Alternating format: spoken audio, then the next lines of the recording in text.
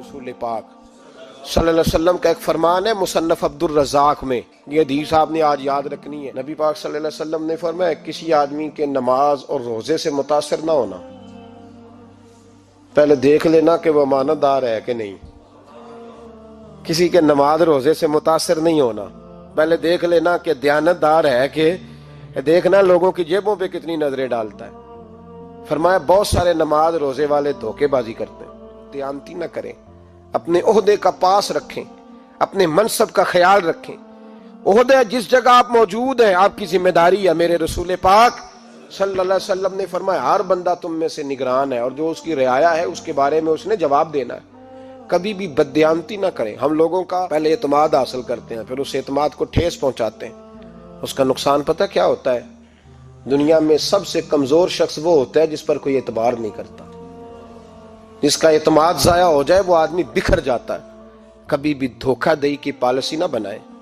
हम लोगों से मुफादात लेने के लिए अपने रवैये मीठे करते हैं और जब काम निकल जाता है फिर हमारे रवैये बदल जाते हैं। ये धोखा है, ये बददयानती है। इसको अल्लाह रसूल ने पसंद नहीं किया। मेरे नबी पाक अलैहिस्सलाम ने फरमाया जिसमें तीन बातें पाई जाए वो तो मुनाफिक है। अगरचे उलमा कहते हैं यहाँ मुनाफिक इत्कादी मुराद नहीं, मुनाफिक अमली मुराद है, लेकिन हुजूर ने फरमाया मुनाफिक है। या रसूलुल्लाह कौन? फरमाया वो बंदा जब बात करे तो झूठ बोले, जब वादा करे तो मुखालफत करे, जब अमानत रखी जाए तो बददयानती करे। ये तो बंदा मुनाफिक है। हजरत अबू नूर अलैहिर्रहमान ने लिखा है, फरमाते हैं महमूद गजनवी का दौर था तो एक आदमी महमूद गजनवी के पास ना अपना केस लेके आया, मुद्दई बन के आया। उसने कहा बादशाह मेरा केस बड़ा निराला है। बादशाह सलामत ने कहा वो किस तरह?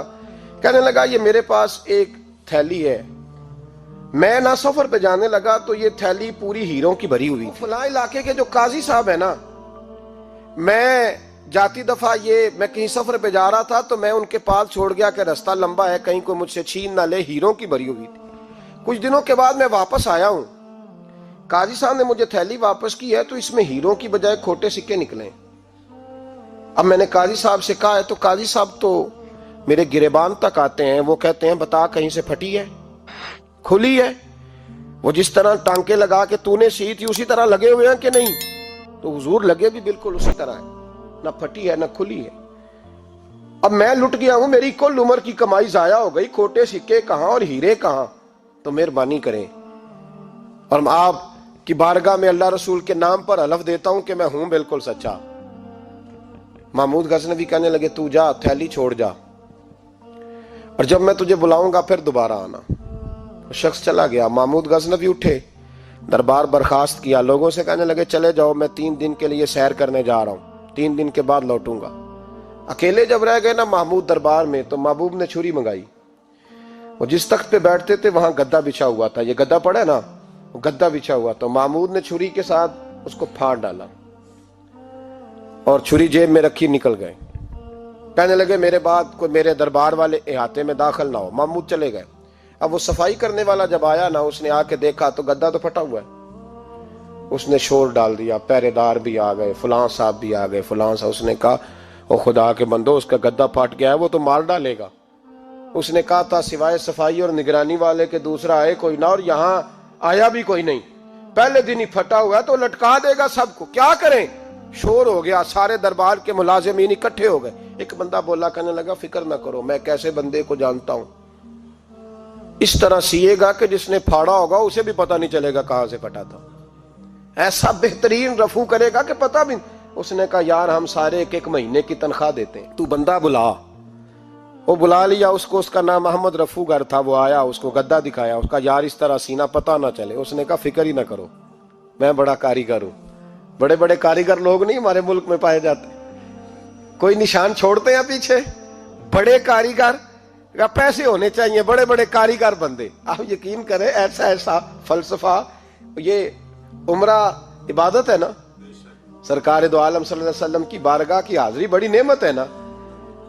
तो सऊदी गवर्नमेंट ने पाबंदी लगा दी, खैर उनकी भी ज्यादती है। इस तरह की पाबंदियां शरीयत इस्लामिया में जायज नहीं। अल्लाह के घर मुसलमान जब चाहे जा सकता है, लेकिन वो कहते हैं जी 2000 रियाल दे जिसने 2 साल बाद भी आना है।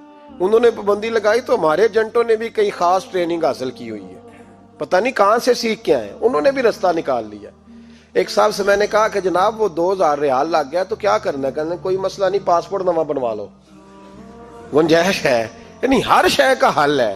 तो मैंने कहा यार अब उमरा करने जाते वक्त भी बंदा धोखा दे के जाए, अल्लाह के घर जाते वक्त भी इस तरह की हरकत करे, क्या हाल हो गया। हर चीज का लोगों ने हल निकाल लिया, हर चीज का लोगों ने स्टाइल बना ली। ऐसा न करें, ये दुरुस्त नहीं। अहमद रफूगर कहने लगा इस तरह सीऊंगा कि फाड़ने वाले को भी पता नहीं। उनका पैसे ले यार तू सी दे। उसने सी दी, अगले शाम ही ला के बिछा दिया गद्दा। तीसरे दिन बादशाह सलामत आए, आके पहली नजर गद्दे पे डाली। उसने बुलाया सब मुलाजिमीन को, कहा किसने सिया है? कहा जनाब क्या हुआ? कहा ये फटा हुआ था। किसने? कहा नहीं फटा ही नहीं। वो कहने लगे बनो बात, मैं खुद फाड़ के गया था। तो बताओ सही सिया किसने है? कहा जनाब आप फाड़ के गए थे तो बताया क्यों नहीं? फरमाने लगे इसीलिए तो बताया नहीं था कि तुम खुद तहकीक कर लो, बुलाओ बताओ सिया किसने। तो बुला लिया, अहमद रफूगर आ गया। उसको जब बुला के सामने बादशाह खड़ा किया, कहा भाई तूने सिया है? कहने लगा हुजूर आपके सारे मुलाजम इकट्ठे होके आए थे, मेरी गलती कोई नहीं। कहा नहीं यार तू बड़ा कारीगर है, मैंने अपने हाथ से फाड़ा था पर मुझे भी नहीं पता चल रहा कहां से फटा था। अच्छा ये बता ये थैली जो है ये भी तूने सी थी? उसने कहा जी आपके खादम का ही कारनामा है, वो फलाने इलाके के काजी साहब आए थे, इसमें से हीरे निकाल के तो खोटे सिक्के भरे थे, तो मुझे भी थोड़ा सा हिस्सा मिला था। महमूद ने सारे गवाह भी इकट्ठे कर लिए, सबूत भी इकट्ठे कर लिए। फिर काजी को बुलाया, पहले सारे सबूत और गवाह केस हल कर लिया। फिर हमारे यहाँ ये हाल होता है कि मुदई 2-3 हफ्ते के बाद खुद ही हाथ बांध जाता है, कहना तुसी मेरी जान छड़ो, मुजरम फड़ो भावे ना पड़ो। वो कहता है मुझे माफी दो, मैं रहा। जुल्म है ना, जुल्म ज्यादती है कि जो बेचारा इतने सवाल मुजरम से नहीं होते जितने मुदई से होते हैं। अब यकीन करें इतने सवालात होते, बेचारा हफ जाता है। ये तरीका दुरुस्त तो नहीं। एक लुट गया और दूसरा तरह तरह के सवालों के जवाब देता फिरे बेचारा। सारे सबूत इकट्ठे करके काजी साहब को बुलाया, तन्हाई में ले जाके महमूद गजनवी ने कहा काजी साहब आपसे गलती हो गई, गरीब आदमी था, वो लुट गया है, उसने तो बड़ी मुश्किल से कुछ हीरे जमा किए थे और उसकी कुल कायनात थी, तो आप उसका माल उसे दे दे, बात खत्म। काजी साहब कहने लगे आप मुझ पे इल्जाम लगा रहे, सवाल ही नहीं पैदा होता।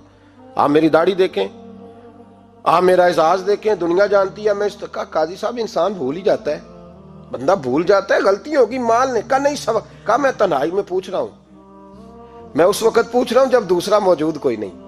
आज तौबा कर ले, मैं कुछ नहीं कहूंगा, तू मेरी जुबान पे एतबार कर, तुझे पता है मैं जो कहता हूं उस पे अमल भी करता हूं, बाज आ जा। पर काजी ने कहा नहीं मेरी गलती कोई नहीं। महमूद ने फिर बड़े दरबार में बुला लिया, मजमा आम में। मोहलत के दिनों में जो तौबा कर ले वो बच जाते हैं, लेकिन लोग रुसवाइयों के दिनों में फिर वापस लौटते हैं अगला घर देख के, फिर हालात और तरह के हो चुके होते हैं। जब भरे दरबार में काजी को बुलाया, भाई तू मानता है कि नहीं? उसने कहा नहीं। तो कहा बुलाओ अहमद रफूगर को।